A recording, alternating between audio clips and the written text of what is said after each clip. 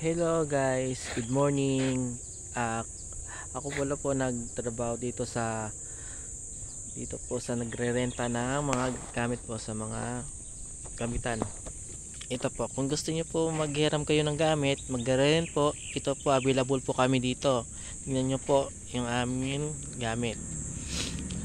Sa loob ng bahay po guys, kung gusto niyo, kung wala kayong gamit, pwede kayong magrerenta. Lalo po yung welding machine, yung amin nagre-renta dito.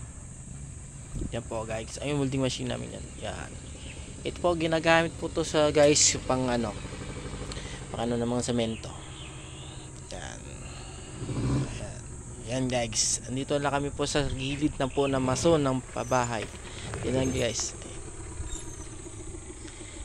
Long highway lang po kami guys. Kung makita mo kami sa daanan lang ng mason. Dito lang. Dito yan sa Pasinaya po. Tignan nyo. Makita mo na kami yung pick up namin L300 po. Dito lang kami sa gilid.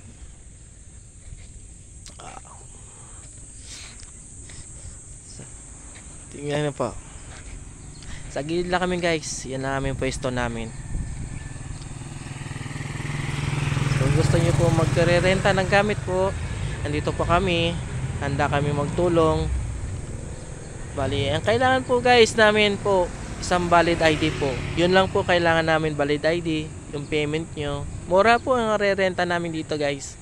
Maraming salamat po sa inyo.